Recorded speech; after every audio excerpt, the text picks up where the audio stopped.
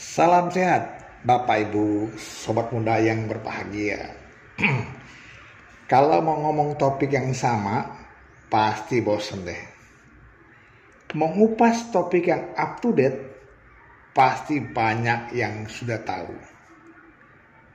Mau topik yang lampau, takut dianggap jadul.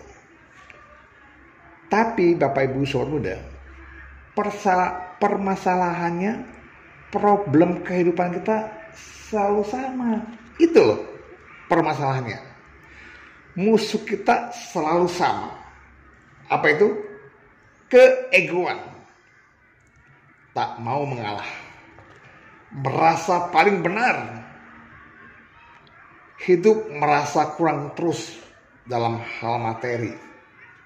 Senang mengumpat. Senang mencari kesalahan orang lain. Terus harus gimana dong? Ya, oke, kita lihat yang agak beda. Gimana kalau kita cari siapa diri ini? Katanya kita selalu ingin bahagia. Coba bahagia gimana? Bahagia seperti apa yang kita harapkan? Nah, kalau kita mau jujur ya, apa sih ukuran bahagia? Katanya mau bahagia, tahu dong ukurannya. Ya, ada yang bilang bahagia itu fisik yang bagus, wajah menarik, pasangan hidup yang cocok, materi banyak berlimpah, pendidikan tinggi, juga jadi idola buat banyak orang. Punya segala-galanya, itu yang buat bahagia. Stop dulu. Kalau itu yang jadi ukuran, maka kita itu adalah orang yang paling menderita. Loh, kenapa? Karena apa? Karena nggak bisa kita gapai semuanya. Pasti ada faktor lain. Apa tuh? Faktor batin. Jadi jangan kita ukur bahagia itu secara fisik aja. Ada batin juga yang berperan. Ya. Jadi kalau kita lihat fisik, tampan, wajah, keilmuan, kepandaian, kekayaan, itu semua fisik aja. Jadi bukan batin. Contoh ya, fisik udah lengkap, bagus. Kalau kita nggak bersyukur, nggak berbahagia. Wah, gue kurang ini, kurang itu, kurang ini, banyak kekurangannya. Hidung kurang mancung, mata kurang begini, kurang rambut, kurang begini, banyak. Oleh karena itu, bersyukur. Oh, saya bersyukur rambut saya begini, saya bersyukur hidup saya begini, saya bersyukur mata bisa melihat seperti ini, saya bersyukur punya fisik yang lengkap. Bersyukurlah. Tentu saja selain bersyukur, kita merawat fisik yang sudah bagus. Jangan kita nodai, kita sakiti dengan hal-hal yang menyebabkan penderitaan. Lalu, gimana kalau kita punya fisik yang bagus?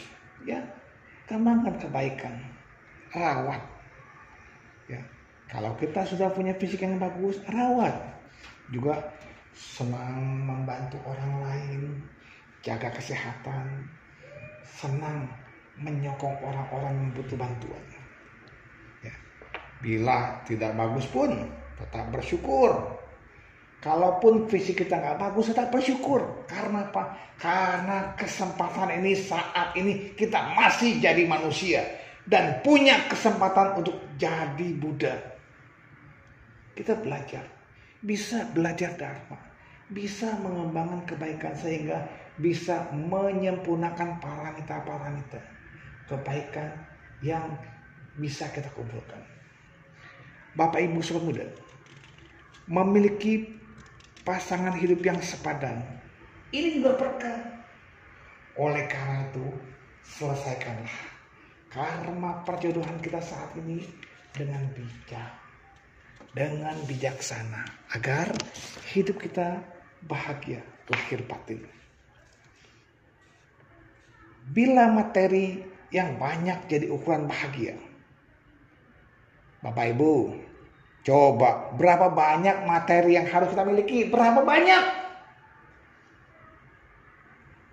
Sedunia. Kita nggak bisa bahagia, nggak puas-puasnya, manusia itu nggak pernah puas. Karena itu, cobalah latih. Merasa puas dengan apa yang telah kita miliki. Jangan dengan apa yang akan kita miliki, tetapi sekarang apa yang telah kita miliki. Belajarlah puas. Berapapun jumlah harta yang kita punyai, bila tak pernah merasa puas, seseorang pasti hidup dalam kekurangan. Kurang terus. Karena apa? Karena nggak pernah puas. Bila saat ini kita hidup dalam kekurangan materi, kurang ya, coba kembangkan kemurahan hati dengan tekun berdana dan tetap menjaga sila. Pak, bagaimana saya bisa berdana? Materi aja nggak punya. Berdana tidak mesti materi.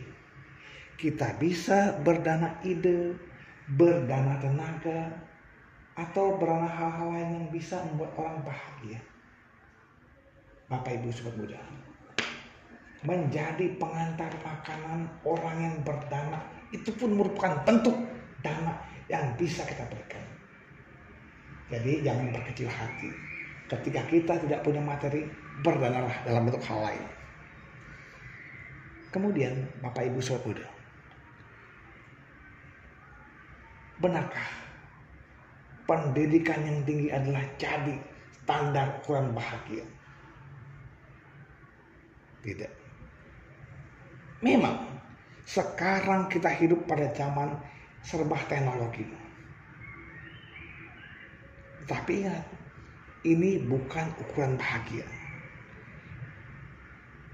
Pantasnya memang patut kita mengikuti perkembangan zaman dengan bisa teknologi ini, bisa teknologi itu, bisa teknologi. Silakan.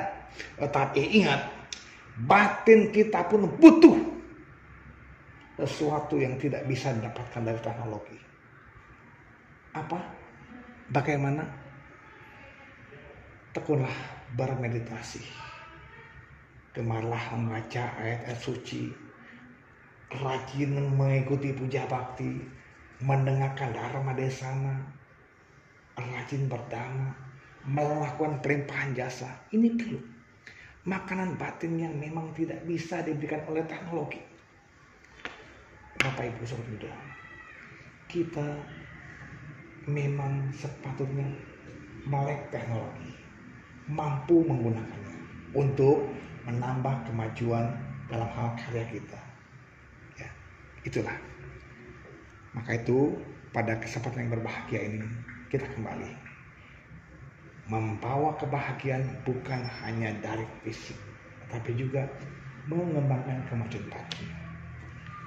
Ketika orang ingin menjadi pandangan orang lain, mengidolakan dirinya agar orang lain menjadikan idola buat dirinya, silakan. Bapak Ibu mau jadi idola para umat, silakan. Tetapi ingat, ketika kita menjadi public figure pun tetap kita menjaga nilai-nilai dharma yang kita miliki. Kita tidak perlu bersikap sombong. Ingat, kondisi-kondisi ini pun kita sikapi dengan cara bijak. Tetaplah rendah hati. Jangan sampai ketenaran kita membuat kita jadi orang yang sombong. Silakan tenar, silakan terkenal, tetapi tetap berendah hati dan gemar melakukan kebajikan. Bapak Ibu Sobat Muda, setelah melihat kondisi yang dapat menciptakan kebahagiaan di atas, kita pun terus mengembangkan kebaikan. Namun demikian, ada hal yang tidak boleh kita lupakan, bahwa segala sesuatu yang berkondisi bersifat tidak kekal. Demikian pula dengan yang tadi kita cari. Kita cari fisik yang bagus, wajah yang tampan atau cantik, ketenaran, kependidikan kita, idola yang kita harapkan, ternyata semua bersifat tidak kekal. Ketika kita mengalami perubahan, terimalah sebagai sebuah perubahan. Munculkan kebahagiaan. Ya, kebahagiaan kita pun akan berubah. Untuk itu kita harus siap menghadapinya, agar tidak bertambah penderitaan kita. Semoga kita siap menerima kebahagiaan dan siap juga menerima perubahan dari kebahagiaan tersebut. Terima kasih, salam sehat selalu.